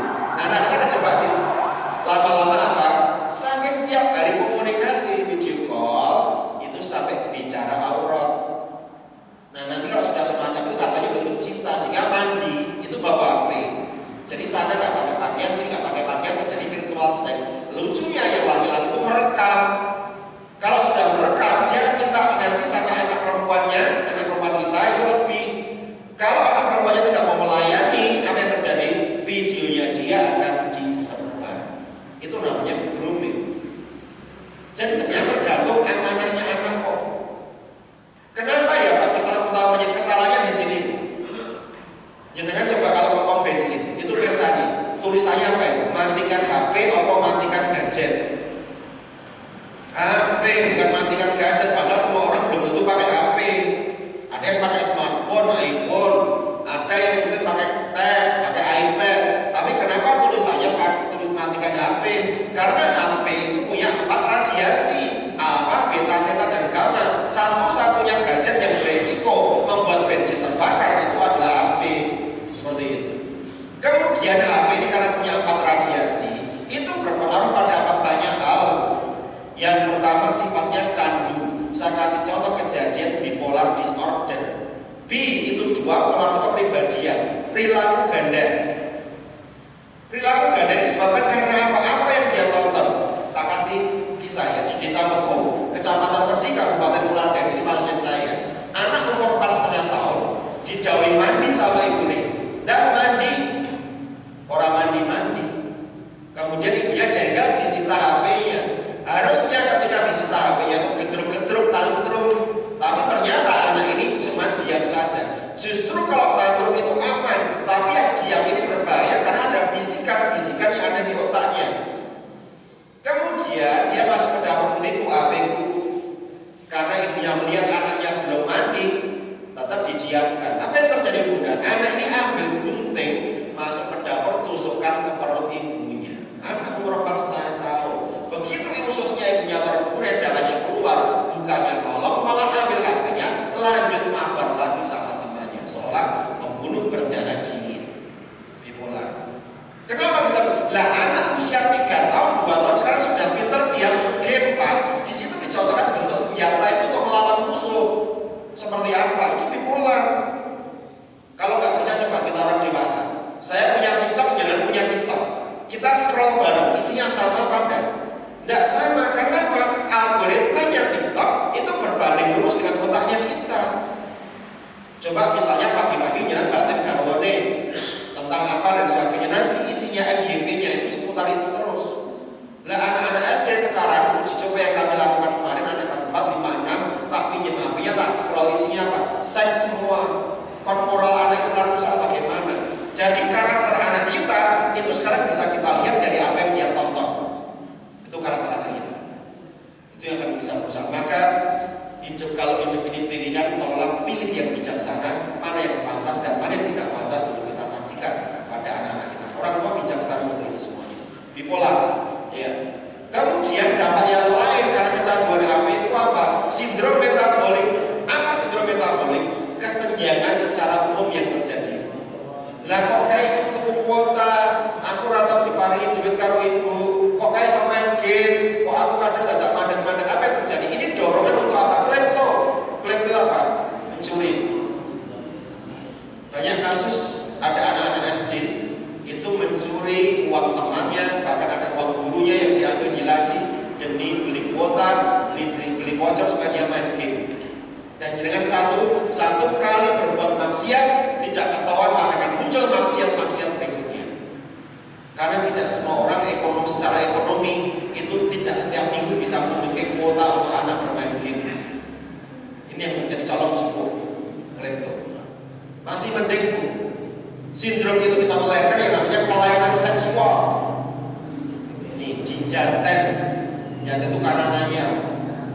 Ada anak kelas 4 SD jumlahnya 12 itu mau melakukan pelecehan seksual terhadap anak kelas TKB. Kenapa? Karena nonton TikTok. TikTok itu nggak bisa difilter secara sempurna loh Bapak Ibu. Adegan film dewasa itu bisa disaksikan anak sehingga ada anak niru. Saya tanya kenapa kamu melakukan ini? Karena kami nonton di TikTok. Anak jawabnya seperti itu. Proses hukum nggak bisa, masih di bawah umur mereka. Cuma sudah kena kelainan seks. Nih. Nah ini jadi Bapak Ibu. Kemudian konsepnya sekarang bagaimana mendidik anak di era digitalisasi, pastikan anak amanah dulu. Yang kedua, cara berkomunikasi. Kalau kita sudah punya anak remaja, pastikan. Jadi Ki Hajar Dewantara itu kan membagi 3 tumbuh kembang anak. Yang pertama, itu sering kalau kita kenal golden age, maka dikedepankan apa? Pirogo. Nek duwe anak TK PAUD, pirogo munggunen. Kemudian anak SD Ki Hajar Dewantara menginginkan apa? Pakailah pirogo dan piromo. Rogomu ya karo nasihat, contoh karo nasihat. Nek duwe anak remaja pripun pakailah piromo. Ini. Sekarang coba nanti pulang di Pegalea. Ini kecerdasan emosional yang harus kita pelajari lagi. Misalnya ibu kandungan anak atau cucu, kudune mulai jam 12. Ya, qadarullah ono tambahan seperempat jam. Padahal jam 12 kurang seperempat, jenengan wis nunggu ning gerbang sekolah. Nah, boleh percaya boleh tidak. Iki wong tua sing nunggu ning gerbang wis perlu kabeh raine anak bisa kabeh. Ini. Anak gendong tas, arep cerita karo mbokne kenapa kok telat seperempat jam. Ning delok raine mbokne ngapunten ya sing kaya putu iki ora sido cerita. Ning omah lebih memilih HP daripada cerita karo mbokne. Jadi terkadang HP itu juga dibuat pelarian karena kita tidak paham. Maka belajarlah yang namanya kecerdasan emosional. Jangan tahu angin ini berembus tidak sesuai dengan kehendak kita. Jadi kita tidak bisa membelokkan arah angin. Maka kedewasaan itu belajarlah dengan ketidaksempurnaan. Tidak semua keinginan kita itu terpenuhi. Jadi orang tua yang bijaksana, mau seneng, mau sedih, ya itu ojo ketok. Karena sehebat-hebatnya psikolog itu anak. Jangan misalnya periksa di televisi ya, ceritanya lucu. Jangan biasanya kemudian tertawa datang. Ini untuk bawaan. Wah, artinya anak mengatakan apa? Wah, gue kayak didit kayak saja. Dan sebagainya. Jadi tolong, nek seneng aja bayar uang seneng, nek susah aja bayar uang susah. Karena anak paling ngerti. Simpen rapat-rapat cukup Gusti Allah sing ngerti. Dikempet ini. Ya. Terus didikan lagi ya, ini didikan lagi secara psikologi. Kalau jenengan itu mungkin jengkel sama orang tua jenengan atau mertua jenengan, ojo sekali-kali cerita ning anak maksio itu longgar kembali, lego cerita. Kenapa? Karena jenengan itu meskipun itu cerita sama anak saat itu longgar kembali, ternyata dia mengajarkan anak suatu saat pun anak akan melakukan hal yang sama untuk jenengan. Jadi ceritakan yang baik tentang orang tua. Ojo pisang-pisang ngelelek orang tua, ngelek wong tua jenengan di depan anak. Nanti anak pun akan melakukan hal yang sama-sama. Tolong diputus ini. Banyak orang tua yang tidak paham di sini. Jadi wong tua itu konsepnya birrul walidin, bekti apapun itu kondisinya. Jadi yang terkadang kita akan paham sampai di sini. Waktu saya habis sudah. Belum sampai jam berapa?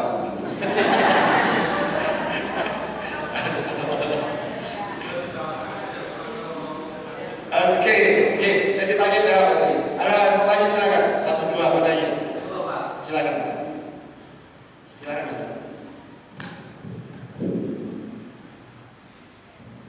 Assalamualaikum warahmatullahi wabarakatuh. Tantangan bagi kita ini para remaja itu sekarang banyak jarang di masjid. Itu alhamdulillahnya di sekolah ada kegiatan, misalkan tentang keagamaan, sholatnya bisa duhur, asar gitu di sekolah. Tapi pas maghrib, isya sampai subuh, kalau memang belum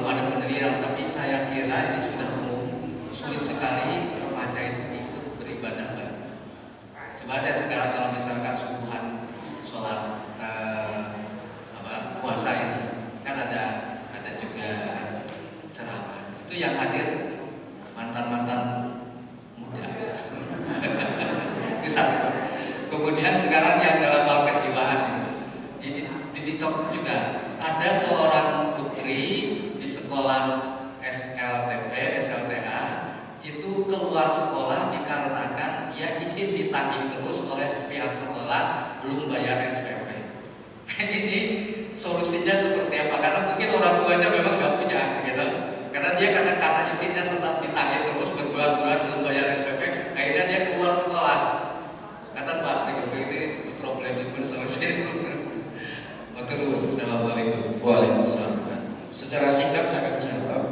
Anak-anak remaja kita yang tergolong di Gen Z dan Gen Alpha itu harus dibekali dengan dua jenis kecerdasan supaya dia menjadikan bekal hidup.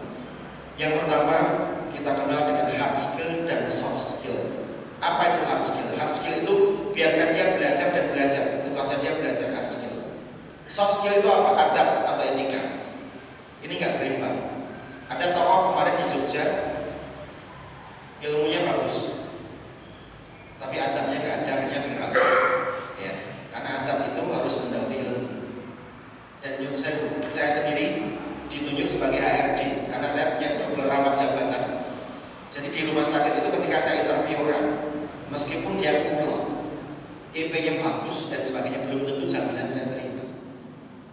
Kita lihat dia masuk itu ketuk pintu apa enggak, ucapkan salam apa enggak. Kemudian duduk, belum saya persilakan duduk sudah narik kursi. Ini bagi saya seorang psikolog, saya gambarkan kok anak ini kalau saya terima pasti begitu. Karena saya baca tanda-tanda, psikologi baca Sasmito. Bahkan yang saya kenapa psikolog itu bisa membaca karakternya dengan karena kami terbiasa membaca tanda-tanda. Nek kaya ngene iki model nanti wong iki galak. Nek kaya ngene model seperti itu. Ya. Jadi anak-anak sekarang harus banyak belajar tentang hubungan antara hard skill dan soft skill. Yang kedua, anak remaja kita ini harus punya yang namanya intellectual quotient, emotional quotient, dan spiritual quotient. Apa nih? Intellectual quotient sinau di sekolah, kan itu ilmu sebanyak-banyaknya. Emotional quotient itu apa? Cara mengelola emosi, itu harus dapat. Spiritual quotient apa? Percaya di Gusti Allah, tentang keyakinan, kebenaran, kejujuran, dan sebagainya. Pertanyaan saya, bisa nggak kita hidup itu hanya mengandalkan satu saja, intelektual saja? Bisa nggak? Nggak bisa. Maaf ya, lihat oknum pejabat negara itu lulusannya luasan banyak, lulusan luar negeri, lulusan itu. Tapi karena nggak belum punya spiritual quotient, menganggap Allah tidak melihat, maka korupsi itu terjadi. Coba kalau dia punya kecerdasan spiritual, nggak akan mungkin ini. Sehingga kasih kesempatan pada anak-anak remaja kita. Caranya bagaimana? Untuk mengembangkan diri mereka satu. Ketika ada momentum yang terkait dengan kajian atau apa, biarkan anak-anak remaja yang berkiprah. Kemudian dari hal, karena selama ini mungkin anak remaja itu jarang dikasih panggung. Itu yang terjadi. Kalau saya amati jarang dikasih panggung. Misalnya sudah ini pokoknya program ini, kajian ini, anak-anak remaja nanti yang ada dan insya Allah. Tapi kalau kita, anak remaja belum, nanti makam justice itu adanya. Jadi intinya kecerdasan dimiliki anak itu bisa kita kasih panggung ya. Kemudian yang kedua, tadi dikatakan bahwa ada anak yang harus keluar malu karena tidak bisa membayar SPP. Yang saya terkadang peristiwa hidup itu harus seperti itu. Bapak Ibu, ini cerita saya sendiri ya. Saya itu mau dakwah.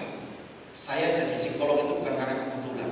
Allah rancang hebat sekali. Pertama, saya terlahir sebagai anak yatim.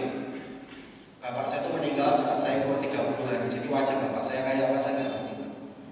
Ibu saya itu akhirnya nikah lagi sama bapak tiri. Jangan tahu dulu ada film Hari yang Gara itu. Ya. Nah, itu pas ngedeng-ngedengnya saya dari anak tiri itu Pak. Ya, dan ternyata salah satu perkara kecil, bukan saya mensucikan dirinya depan Allah enggak ya. Jadi saat itu ibu saya pas nggak ada, bapak saya itu beli bakso sama anak-anaknya, anak-anak tiri kawannya bapak itu kan. Anak-anak kandung kami bapak itu. Saya itu benar-benar di situ nggak dibundut gitu, nggak dibelikan. Nah Idul Fitri, setiap Idul Fitri saya paling sedih karena apa? Bapak saya jelas-jelas membelikan baju untuk anaknya, saya enggak. Ya. Sehingga akhirnya sama ibu aku tak derek Simbah. Saya akhirnya hijrah ke Simbah karena saya merasa benar-benar tidak diperhatikan. Apa yang terjadi? Dendam. Ibu itu pernah tanya sama saya, bapak mungkin saya merantau Karawi. Jawaban saya, karena apa? Karena saya nggak mau bapak ibu saya bertengkar.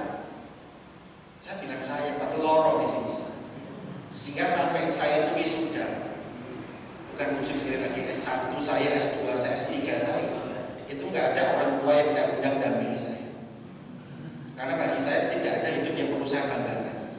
Karena aku tidak ilmu. Aku dulu kalau nggak karena beasiswa nggak mungkin bisa kuliah seperti itu. Aku semangat akhirnya aku rapis orang beasiswa, mungkin aku di kuliah. Karena saya dapat beasiswa, makanya saya bisa kuliah. Kemudian berikutnya Pak, nikah, harapan saya bahagia. Luwe anak siji, dibundut menghadap Allah. Selang 1 tahun istri saya meninggal. Ini yang menjadikan saya dulu benar-benar ngalami mati sakjane urip. Benar mati sakjane urip. Iya, saya terus gak berpengaruh apa-apa. Gitu. Akhirnya bagi saya ini cara Allah joroknya saya. Maka saya rasakan benar. Tadi jalan nanti kok. Ini ada anak yang dipermalukan gara-gara gak SPP. Bisa janji Allah akan mengangkat derajat anak ini.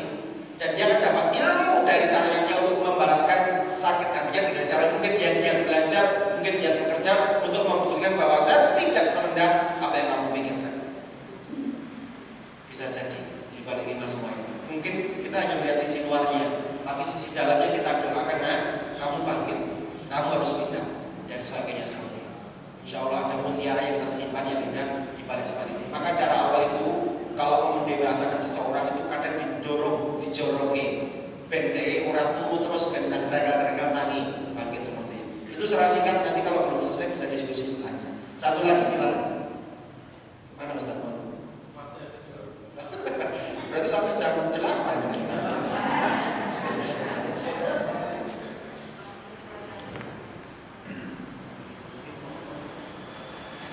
Terima kasih sebelumnya.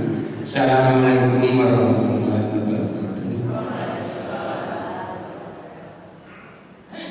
Yang akan saya tanyakan masalah yang disampaikan tadi mengenai fisiologi anak.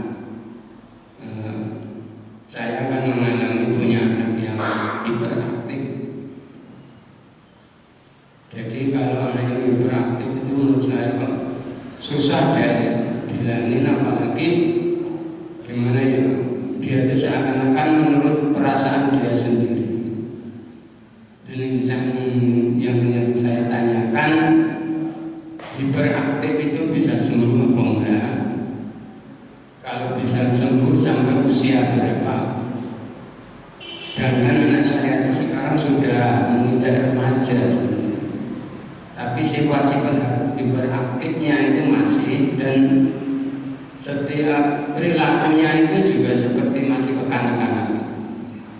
Anehnya kalau melihat sesuatu yang ya selama ini kan dia nggak pernah keluar dari rumah kecuali dalam hal pengajian dan lain-lain. Kalau masalah untuk main itu enggak, saya sengaja tidak boleh, dan kemudian kesenangan dia meminta apa ya saya siapin gitu. Tapi nyatanya setelah dia itu ke HP, senang di rumah dan tidak mau keluar rumah. Dan keluar itu kalau dalam saya ajak untuk ngaji, untuk jamaah Jumat atau kemusola, hanya itu aja. Selain itu enggak keluar. Itu aja yang saya tanyakan. Bagaimana cara mengatasi anak yang hiperaktif dan kapan usia hiperaktif itu bisa hilang? Cukup sekian. Akhir kalam, wassalamualaikum warahmatullahi wabarakatuh. Waalaikumsalam warahmatullahi wabarakatuh. Ada 2 hal yang mau saya sampaikan. Yang pertama, Bapak Ibu, bagi Bapak Ibu yang punya anak penyandang disabilitas apapun namanya, Down syndrome, sindrom metabolik, sindrom parsial, ADHD, speech delay, disleksia dan sebagainya, apapun namanya, bersyukurlah. Kenapa? Karena ini cara Allah mengangkat derajat sekeluarganya. Bagaimana itu bisa terjadi? Di hadis riwayat Ibnu Majah dan hadis-hadis sahih yang lainnya yang sudah saya cari, dan ini yang latar belakang saya bikin pondok ya. Ternyata anak-anak penyandang disabilitas itu nggak akan dihisab atas sholatnya. Bagaimana mungkin dia akan dihisab atas sholatnya? Loh, riwayat Rasul. Maka ketika di padang mahsyar dikisahkan, manusia itu kan dibagi 2 golongan, namanya ahli musibah dan ahli afiyah. Ahli musibah itu adalah golongan bahwa masyarakat kita punya mereka yang sudah tertulis bahwa hidupnya itu nikmat dunianya sudah dicabut, tinggal mendapatkan nikmat akhirat. Gitu. Jadi ketika Allah menggambarkan misalnya di padang mahsyar, Allah perintahkan para malaikat usul hisab terlebih dahulu ahli musibah. Malaikat menyampaikan, ya Rabbana, Sesungguhnya dosa mereka sudah ringan karena kau hisab saat mereka hidup di dunia. Kemudian Allah berfirman apa? Ahlul musibah, kata rifuni, kamu mengenal aku gak ahlul musibah? Ya, aku mengenal kau ya Allah, aku sempurna. Dulu aku bisu, aku tuli, aku buta, aku sempurna. Tapi sekarang kau sempurnakan aku di hadapanmu. Apa perintahnya Allah? Udkhul jannata, masuklah ke surga tanpa jembatan syirat. Kemudian Allah kasih kedudukan mansilah, ya khairan. Kemudian dia mengatakan, apa yang kamu minta? Ya Allah, dulu orang tua aku sabar memiliki aku meskipun aku penyandang Down syndrome, aku penyandang ini. Ibuku sabar sama aku. Tolong ringankan hisabnya ya Allah. Itu maumu, maka aku izinkan apa yang menjadi maumu. Kemudian diringankan hisab orang tuanya. Maka Bapak Ibu saya katakan, kalau punya anak penyandang disabilitas ini sebenarnya cara Allah angkat derajat sekeluarga jenengan, karena bisa jadi anak ini bisa menjadi syafaat untuk keluarganya. Ini yang pertama. Jadi Bapak jangan pernah Rasulullah, kok kayak anak itu sehat-sehat sementara anak itu belum seberapa Pak. Di pondok saya itu ada 5 anak, ya satu keluarga 5 anak itu semuanya penyandang disabilitas. Bayangkan kalau jenengan jadi orang tuanya Pak. Mungkin dia minta sama Allah, ya Allah kasih aku anak yang sempurna. Ternyata ada cacat lagi. Minta lagi sama Allah sampai dia itu benar-benar meninggalkan Allah pernah. Seperti itu. Karena apa? Minta satu anak saja yang sempurna, gak dikasih sama Allah. Seperti itu. Cara Allah amat derajat dan histori keluarga luar biasa sampai dia kembali ke jalan yang Allah itu seperti itu. Dan beliau berdakwah bahkan sekarang. Nah ini yang pertama ya. Yang kedua, Bapak kalau bedakan mana yang aktif sama yang hiperaktif. Banyak orang mengatakan katanya anak gak bisa diam, lompat sana, lari sana, itu hiperaktif. Salah Pak. Lah bedanya aktif sama hiperaktif gimana? Kalau anak benar hiperaktif, lihat saat dia duduk, lihat saat dia duduk. Ada gak kelebihan gerak saat dia diam? Contoh misalnya dia nonton televisi, diam. Terus ada gerakan refleks yang dia gak sadari. Apa itu? Ngupil, nyawati buku, gerak-gerakan kaki. Itu hiperaktif Pak. Saat dia diam saja kelebihan gerak, apalagi saat bergerak. Jadi kalau anak cuma lari sana lari sini, itu nggak bisa diam, itu namanya aktif. Jadi tolong bedakan antara aktif sama hiperaktif. Ya. Kalau memang sudah hiperaktif nanti akan dikategorikan ke ADHD Pak. Itu. Jadi kurapannya itu mobile terus nggak bisa diam dan sebagainya. Terus Pak, bagaimana cara mengendalikan? Ingat, ngomong anak itu ada 2 cara. Dohir wis ngilangan keteandalan pakai cara batin. Masuk ke alam zat. Otak kita ini ada hukum yang namanya law of attraction. Apa itu? Hukum tarik menarik. Apa yang kita pikirkan itu bisa menjadi kenyataan. Maka Al-Quran mengajarkan itu berbaik sama pada semua kejadian luar biasa. Cari waktu yang tepat. Saya sering pakai sepertiga malam. Jadi sepertiga malam, sholat hajat 2 rakaat, minta sama Allah, bayangkan putranya dengan tadi yang mungkin aktif ke sana sini. Bayangkan dia mulai slow down, falling down, mudah diatur dan sebagainya. Boleh percaya, boleh tidak. Semesta akan mendukung dan itu menjadi kenyataan. Tapi nanti hanya berputar pada kebingungan, bingung. Bapak Ibu yang mungkin tokonya sepi, foto sepi dan sebagainya, maka bayangkan itu ada transaksi jual beli di situ ramai, banyak orang datang. Tapi hati-hati pesan saya ya, di situ jin pun selalu tidak pernah tinggal diam. Kalau menjalankan usahanya rame, jangan lupa sedekah, lupa sholat, jatuhlah dalam dosa yang namanya istidrat. Dosa yang dibungkus dengan kesibukan dunia sampai lalai sholat lagi. Maka orang paling benar jadi terima pandu, terima kita. Pandu Gusti Allah dibagi pira yang syukuri seperti itu. Ojo gigi musuh. Cuman kalau urusan anak sore-sore ya, ngapunten nggih Pak, saya itu pernah waktu saya mau bikin pondok itu tak gambar dengan kertas. Kemudian saya doakan pondok ini sudah terjadi, banyak orang datang ke situ. Persis dibayar sama Allah seperti itu kejadiannya. Ada hukum namanya law of attraction. Nek jalan positive thinking sama Gusti Allah terjadi. Jadi ngomong anak itu hanya bagaimana jalan menasihati, metode-kira ini nek mangkong nganggo pikiran kita. Kenapa mulai ibu yang melakukannya? Karena apa? Doa ibu tidak tertolak. Seperti itu. Mang ngomong anak, jadi anak terbunyi mang bayangke anakku selamat, anakku nanti masuk. Bahkan kira-kira ke masa depan itu pengen jadi apa, mau jadi dokter, jadi apa, bisa. Karena selama ini doa kita hanya berputar pada kebingungan dan hanya sebuah ucapan. Maka doa yang namanya law of attraction itu nyata. Contoh law of attraction ya Pak Ibu. Di Indonesia kan ada namanya pocong tidak ada gendruwo ya betul. Kenapa kok di Eropa tidak ada? adanya mereka Dracula, vampir dan sebagainya. Kudune itu di papan ya Allah tuh. Kok jadi beda-beda kan seperti itu. Bentuknya beda-beda. Karena apa? Orang Indonesia dulu berpikir bahwa orang mati jadi hantu bentuknya seperti itu. Karena berpikir ini maka jadi mendengar bisikan pikiran manusia, maka diwujudkan apa sesuai keinginan pikiran kita. Sing negatif saja terjadi. Kenapa kita tidak wujudkan yang positif? Maka kalau dengan petani bayangkan dari tanam padi sampai ini bayangkan dengan padinya melimpah. Kemudian yang mesti tadi barokah dengan mengunjungi yatim piatu kaum duafa, masya Allah itu akan dikasih sama. Tapi kalau tidak itu hanya ikhtiar doir itu aja kecewa. Tapi kalau ikhtiar kita ini dilakukan dari semuanya anak itu bagus parah. Maka kalau saya bayangkan kenapa orang tua kita dulu sampai laku anak-anak besok saja kita tinggi karena mereka sudah bayangkan nanti blackboardnya itu bakal kayak apa. Maka anak-anaknya seperti itu. Lah kita pak generasi milenial sampai generasi orang kok seperti itu. Anak itu bingung apa agar bingung wis ngopi dalam serangkum masalah iman buat energi seperti itu. Biasa seperti itu orang tua kita luar biasa seperti itu. Oke, jadi coba Pak intinya ngomong anak pakai batin tidak hanya doain saja, mintalah sama Allah yang diinginkan kayak apa. Jadi kalau kita minta anak soli-solihah itu caranya lah soli sing koyo ngopo, detailkan solihah yang kayak apa. Kalau jalan sakit misalnya stroke, bayangkan jadi melaku seperti itu. Maka energi kesaksian kok bener saya berkali-kali kayak gitu. Mau sehat, mau yakin, ayo sembuh. Bayangkan Allah di sini tuntut tanganmu, jalan. Padahal saya sugesti itu. Sugesti itu menjadi doa dan obat yang luar biasa. Dan yang dengan itu berobat karena dokter sangat percaya saya kamu dokter. Raja di itu buat itu sana. Oke, monggo. Mana Ustaz? Malah begitu saja. Oh di sini. Oke. Assalamualaikum Ustaz. Satu pertanyaan saya Ustaz. Kaitannya dengan tadi yang diceritakan Ustaz, kesalahan orang tua ketika istri sedang mengandung. Barangkali ada mungkin waktu karena ekonomi di situ sering terjadi percecokan, sering pertengkaran sehingga ketika anak itu lahir karakternya menjadi kurang baik seperti mana tadi diceritakan Ustaz.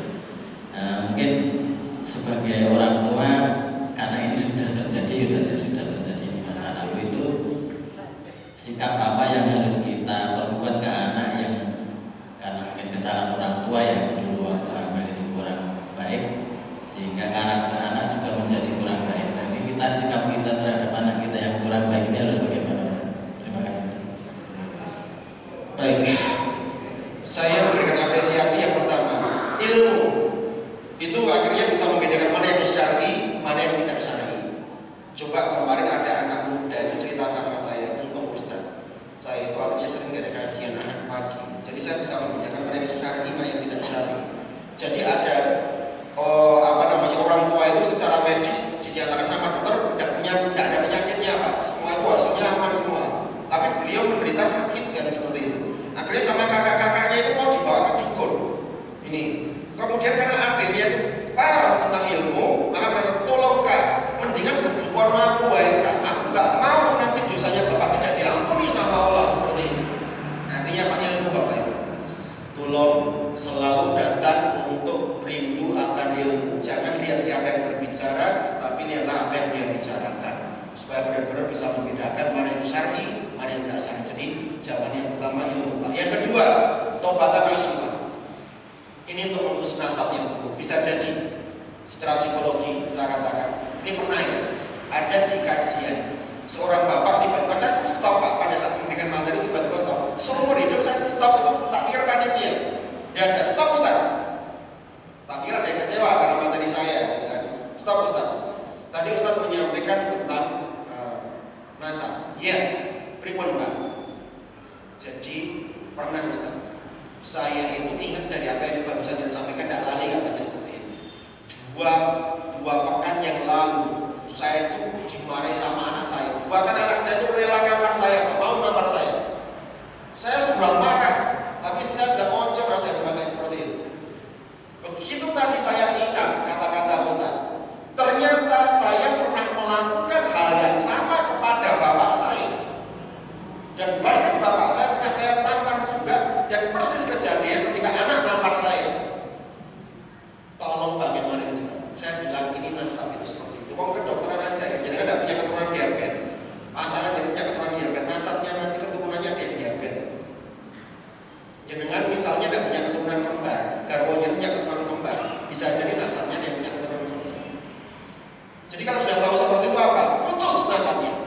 putus itu hijrah. Karena orang tobat belum nasyuha. Kalau ini harus nasyuha tobatnya. Tinggalkan hal yang buruk supaya anak mencontoh. Dan jangan meminta kepada anak bahwa harus saat itu berubah anak. Mungkin suatu saat karena istiqomahnya dengan subuh tetap makmurkan masjid, saum dan jalankan dan sebagainya. Suatu saat ketika kita gak ada, ya Allah, Nabi, Bapakku hebat, baru sadar aku sekarang. Insya Allah maka di lapangan kita dikerahkan cahaya kita. Seperti itu. Harus ada tobatan nasyuha. Tidak, jangan minta saat ini berubah. Ya Allah, kenapa kok belum berubah dan sebagainya? Karena pahala itu ada yang dibayarkan saat ini dan ada pahala itu yang dikasihkan sama Allah nanti. Seperti itu.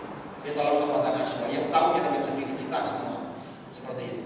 Apakah dulu kita pernah bersama? Maka kalau saya baca yang di hadis riwayat Bukhari itu tolong perfirman seperti ini. Perbaikilah hubunganmu dengan orang tuamu, maka kata Allah, aku akan perbaiki hubunganmu dengan anak-anak. Nah, jangan itu pengen dihormati anak, sekali anak, mencontoni bagaimana hormat dengan sama orang tua dengan. Yang dia dengan bayo, yang ngewami bayo, yang dengan anak dan sebagainya, dengan sengaja jauh sama orang tua. Allah sendiri itu yang berfirman, perbaikilah hubunganmu dengan orang tuamu, niscaya kata Allah, aku akan perbaiki hubunganmu dengan anak-anakmu. Seperti itu. Itu jalan yang terbaik. Jadi Bapak ya, satu ilmu, dua tobatan nasyuha. Karena orang pikir itu belum tentu dari hati juga, kadang hanya di lisan saja. Maka kalau ada terus semacam itu, perbaiki masing-masing. Konsepnya ada pada diri kita masing-masing. Kata dia Pak, Bapak Ibu, karena ini udah jamnya udah lewat banyak, gitu. Dan lain waktu, monggo suatu saat kalau misalnya mau ada kajian parenting semacam ini, dikemas dalam kajian tersendiri, saya siap untuk membantu tentang kesulitan pendidikan. Bahkan kalau perlu Bapak Ibu, saya mau kajian semacam itu ngejak anak remaja. Nanti closingnya, jadi anak remaja itu saya kasih ESQ terus langsung sungkem mendengarkan Bapak Ibu. Ayo nah, sekarang mulai dari sungkem ke Bapak, sungkem ke Ibu. Nanti di rumah atmosfer itu akan berbeda. Ya nanti mau mudah-mudahan jadi PR bagi teman-teman gimana sahabat kita yang ada di sini. Kita mulai dan sebuah gerakan yang baru untuk parental bagi orang tua dan anak-anak kita. Demikian jamaah yang bisa saya sampaikan. Kalau ada salahnya saya minta maaf. Kalau ada lebihnya itu semata-mata semua dari Allah. Saya akhiri. Wassalamualaikum warahmatullahi wabarakatuh. Alhamdulillahirabbil alamin. Wa tarabitul Ustaz Dr. Eri Prasetya SMH sampun paring tausiah mugi ilmu ingkang bermanfaat. Mugi-mugi Bapak ingkang sampun dipun sampaikan kepada ulama dan sami dados ilmu ingkang bermanfaat fi dunya wal akhirah. Amin ya rabbal alamin. Pengumuman ingkang sapéndah saking kajian bilih menika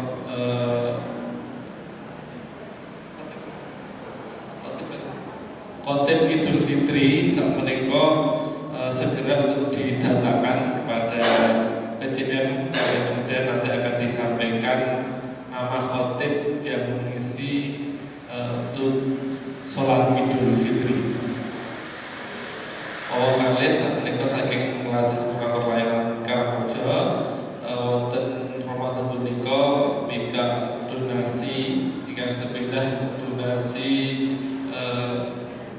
kagem duafa yatim piatu sak menika satu bingkisan besaripun Rp150.000. Insyaallah badhe dipun bagiaken dumateng sedherek-sedherek kita. Monggo Bapak Ibu jamaah menawi wonten rezeki ingkang berlebih saged dipun berbagi kalian saudara-saudara kita. Pilih mekaten Bapak Ibu ngosane ingkang punika. Monggo kita akhiri nanti wasal alhamdulillah begitu menutup kata majelis. Alhamdulillahirabbil alamin. Subhanaka Allahumma wa bihamdika asyhadu an la ilaha illa anta astaghfiruka wa atubu ilaik. Dan agung sundur nasrul minallah wa fathun qarib.